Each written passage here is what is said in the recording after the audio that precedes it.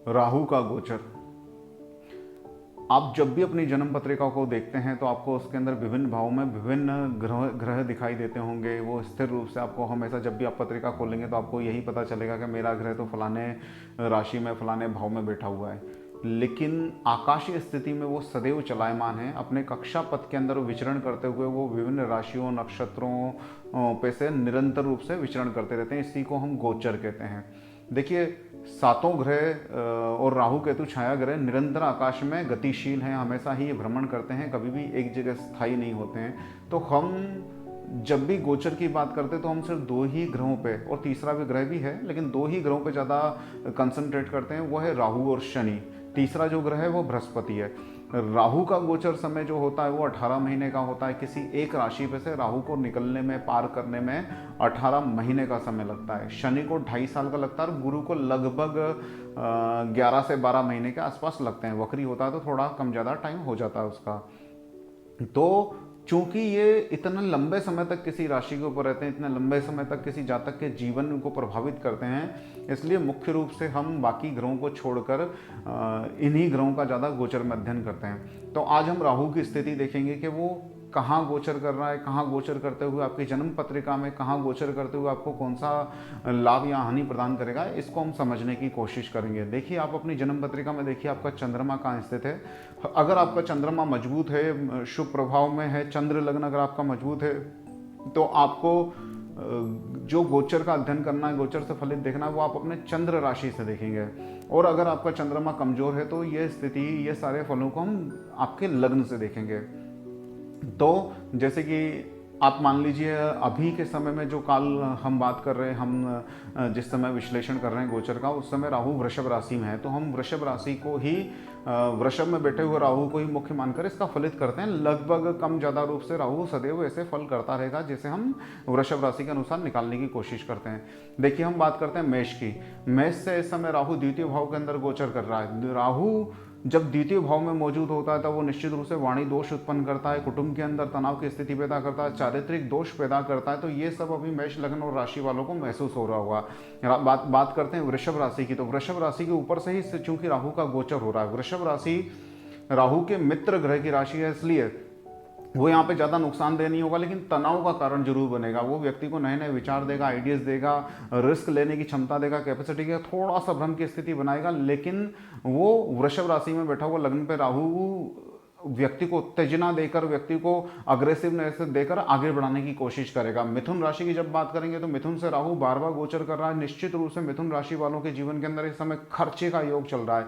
जो भी उनकी जमा संपत्ति वो उनके हाथ से फिसली जा रही है, वो किसी ना किसी कोर्ट कचहरी, लड़ाई झगड़ा, विवाद, दवा दारू के अंदर खर्च किए जा रहे हैं, या किसी भी शौक एंजॉय के लिए भी वो खर्च कर सकते हैं।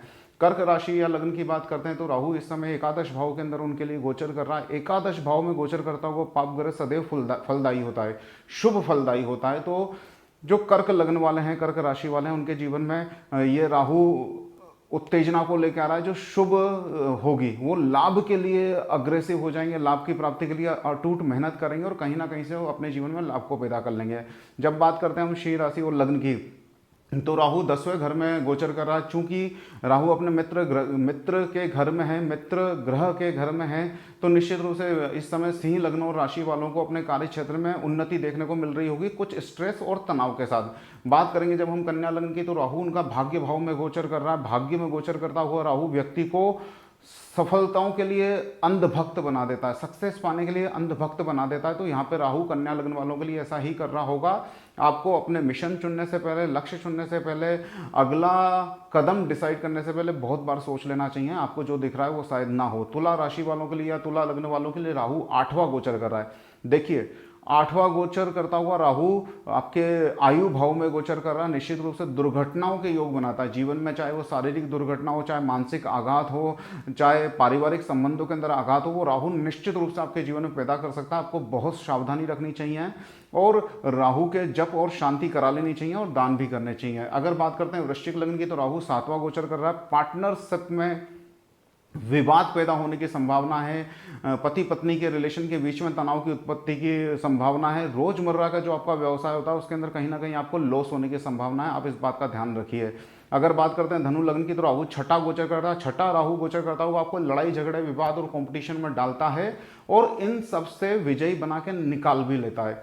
अगर बात करते हैं मकर लग्न की या मकर राशि की तो राहु पंचम में गोचर कर रहा है। पंचम में गोचर करता हुआ राहु चूंकि इस समय मित्र के घर में है तो शुभ है, तो आपको लॉटरी इत्यादि से, कमोडिटी, शेयर मार्केट या जहां पे भी अचानक लाभ हो सकते हैं वहां पर आपको फायदा देने की कोशिश कर रहा है। कुंभ लग्न वालों के लिए या कुंभ राशि वालों के लिए राहु इस समय चतुर्थ भाव में गोचर कर रहा है। चतुर्थ भाव में गोचर करता हुआ राहु स्थान भ्रष्ट करता है। चूंकि मित्र के घर में इस समय वृषभ राशि में है, शुक्र के घर में है, इसलिए इस समय स्थान भ्रष्ट तो करेगा, स्थान परिवर्तन की कोशिश तो करेगा, लेकिन वो अनायास ही आपके लिए शुभ हो सकती है। अगर बात करते हैं मीन लग्न की या मीन राशि की तो राहु इस समय उनके लिए तृतीय भाव से गोचर कर रहा है और तृतीय भाव में गोचर करता हुआ राहु आपके अंदर आत्मविश्वास भर देता है, आपके अंदर इच्छा शक्ति भर देता है, आपको दुस्साहसी बना देता है। जो काम आप नहीं कर सकते या आपकी कैपेबिलिटी के बाहर है वो भी आप करने को उतारू हो जाते हैं। इस तरह से इन 12 ही लग्नों के अंदर, 12 ही राशियों के अंदर राहु इस तरह से कमोपेश फल देता है। आपके लिए अगर राहु चौथा है, 12वां है, 8वां है, द्वितीय भाव में बैठा हुआ है, 7वें भाव में बैठा हुआ है तो निश्चित रूप से आपको राहु की शांति करनी चाहिए। अगर आपकी जन्म पत्रिका के अंदर राहु किसी पाप ग्रह के ऊपर से गोचर कर रहा है, मान लीजिए आपका शनि चतुर्थ भाव में बैठा हुआ है और राहु गोचर में भी आपके शनि के ऊपर से चतुर्थ भाव से गुजर रहा है, तो वो पाप ग्रह पे से गोचर कर रहा है। अगर ऐसी स्थिति आपकी पत्रिका में बनती है तो आपको निश्चित रूप से दोनों ग्रहों की, जिस पाप ग्रह पे से राहु गोचर कर रहा है और राहु की, दोनों ग्रहों की शांति करानी चाहिए। अष्टम भाव में भी अगर आपके पाप ग्रह की दृष्टि है या पाप ग्रह बैठा हुआ है और वो आपके लिए राहु वहां से गोचर भी कर रहा है या राहु पे से ही गोचर कर रहा है आपकी जन्म पत्रिका के अनुसार, तो आपको निश्चित रूप से दुर्घटनाओं के योग बनेंगे। आपको इनको टालने के लिए मृत्युंजय जाप करने चाहिए, शिव रुद्राभिषेक कराना चाहिए, राहु की शांति करनी चाहिए और निरंतर रूप से राहु के दान करने चाहिए बुधवार या शनिवार को। 12वें भाव में बैठा हुआ राहु कभी कभी जेल यात्राओं के योग बना देता है, कानूनी पछड़ों में बुरी तरह से फंसा देता है। ऐसी स्थिति में भी आपको राहु के उपाय करने चाहिए और हनुमान चालीसा या बजरंग बाण या हनुमत घोरास्त्र का विधिवत जाप करना चाहिए या करवाना चाहिए। ये आपके लिए बहुत जरूरी होगा। इन तीनों भावों के अंदर गोचर करता हुआ राहु कभी शुभ नहीं होता है, कहीं ना कहीं से वो दिक्कतें, परेशानी लेके आता है।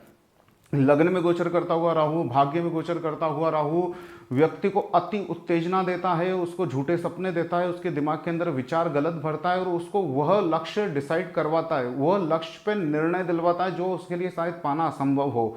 देखिए, प्राप्त आप कर सकते हैं लेकिन राहु अक्सर छल कर रहा होता है। अगर आपकी स्थिति में ऐसा है, आपके जन्म राशि पे से या नवों भाव से राहु अगर गोचर कर रहा है तो आप थोड़ा सा अपने विचार को पुनः विचार कीजिए और उसके बाद ही जीवन में कोई निर्णय लेने की कोशिश कीजिए।